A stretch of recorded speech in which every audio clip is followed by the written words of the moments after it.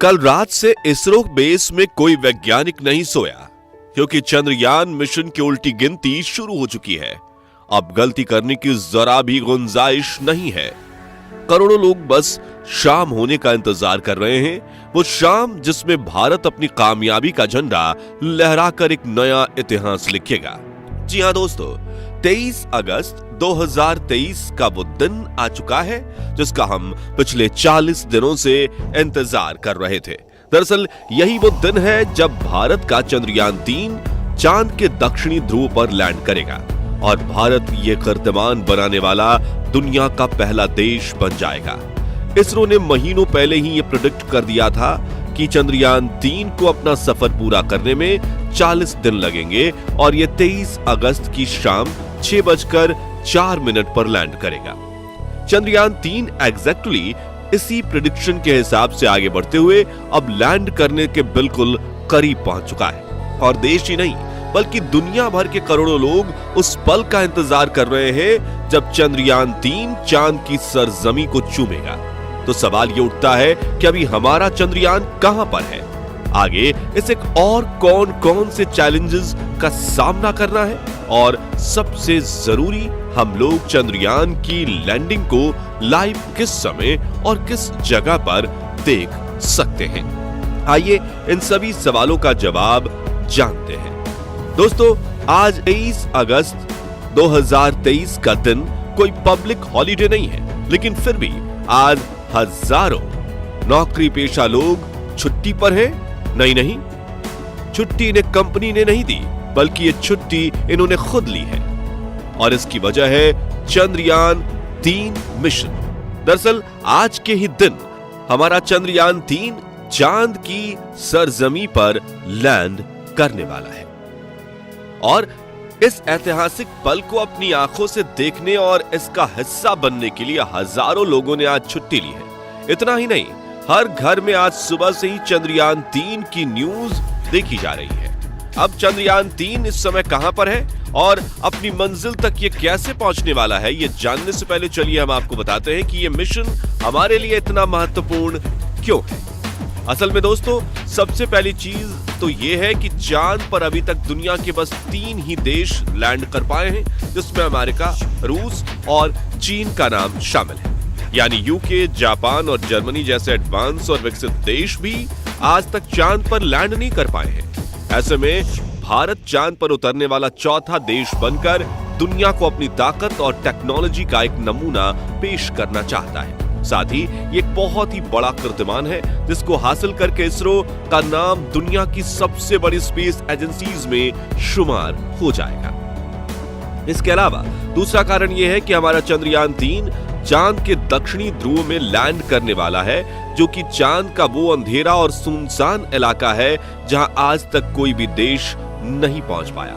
हालांकि अभी चंद्रयान 3 मिशन के बीच में ही रूस ने अपना लूना 25 मिशन लॉन्च करके भारत से पहले चांद के दक्षिणी ध्रुव में उतरने की कोशिश की थी, लेकिन रूस अपनी कोशिश में नाकाम रहा क्योंकि 2 दिन पहले यानी 20 अगस्त को ऑर्बिट चेंज के दौरान लूना 25 बेकाबू होकर चांद पर क्रैश हो गया। यानी भारत अब चांद के दक्षिणी ध्रुव में लैंड करने वाला दुनिया का पहला देश बनने जा रहा है और ये कोई मामूली कीर्तिमान नहीं है, बल्कि ये भी एक बड़ा कारण है चंद्रयान 3 मिशन हमारे लिए इतना ज्यादा इंपॉर्टेंट है। इन दोनों कारणों के अलावा तीसरा और सबसे अहम रीजन है चंद्रयान 2। जैसा कि आप में से काफी लोग जानते होंगे कि आज से 4 साल पहले 2019 में इसरो ने चंद्रयान 2 को लॉन्च किया था।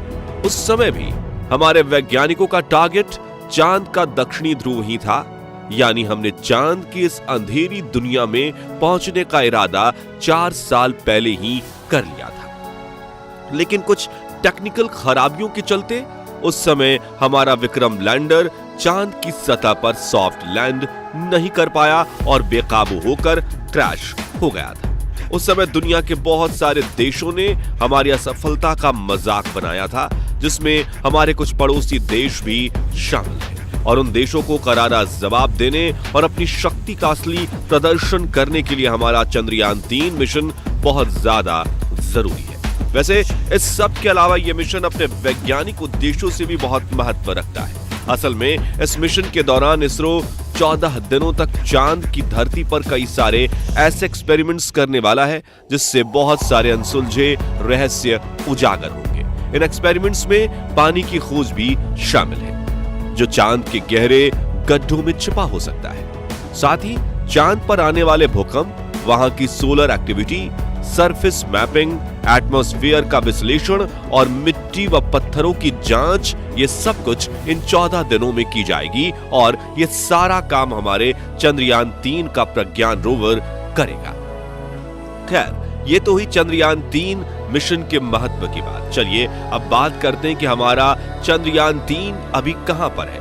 दरअसल इस समय हमारा चंद्रयान या कहें विक्रम लैंडर चांद की सतह से सिर्फ 500 मीटर की ऊंचाई पर है और लूनर ग्रेविटी की मदद से लगातार नीचे अपनी लैंडिंग साइट की तरफ बढ़ रहा है। जैसा कि हम जानते ही होंगे कि चांद की ग्रेविटी पृथ्वी की तुलना में लगभग 6 गुना कम है, लेकिन इसका यह मतलब बिल्कुल नहीं कि विक्रम लैंडर बिना कुछ किए बड़े ही आराम से चांद की सतह की तरफ बढ़ रहा है। नहीं, बल्कि इसकी गति को कंट्रोल करने और इसका बैलेंस बनाए रखने के लिए लगातार इसके रेट्रो बूस्टर्स को फायर किया जा रहा है, क्योंकि अगर ऐसा नहीं किया गया तो चंद्रयान बेकाबू होकर चांद की धरती पर क्रैश कर जाएगा। 4 साल पहले पूरे देश ने ऐसे ही चंद्रयान 2 के लैंडर को फेल होते हुए देखा था। हालांकि चंद्रयान 3 के साथ लोगों की और भी ज्यादा भावनाएं जुड़ी हुई हैं। अब आगे के प्लान की बात करें तो विक्रम लैंडर को अब बस अपने ऊपर कंट्रोल रखते हुए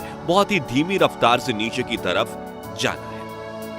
साथ ही सतह से अपनी दूरी घटने के साथ ही इसको अपनी रफ्तार और भी ज्यादा कम करते जाना है, यहां तक कि लैंड होने से पहले इसकी रफ्तार ऑलमोस्ट 0 होना बहुत जरूरी है, नहीं तो सॉफ्ट लैंडिंग करना मुश्किल हो जाएगा। और अगर ऐसा हुआ तो लैंडर हार्ड लैंडिंग करेगा जिसमें इसके नष्ट होने का भी खतरा है। इसलिए इसरो बेस में मौजूद वैज्ञानिक एक पल के लिए भी अपनी कंप्यूटर स्क्रीन के सामने से नहीं हट रहे हैं। उन्हें पता है कि उनकी एक जरा सी भूल पूरे मिशन को बर्बाद कर सकती है। वैसे अच्छी खबर यह है कि अभी तक सब कुछ इसरो के प्लान के अनुसार ही चल रहा है। चंद्रयान 2 के ऑर्बिटर के साथ विक्रम लैंडर लगातार कनेक्शन बनाए हुए है और 4 साल पुराना यह ऑर्बिटर इस लैंडिंग को सफल बनाने में बहुत अहम रोल निभा रहा है।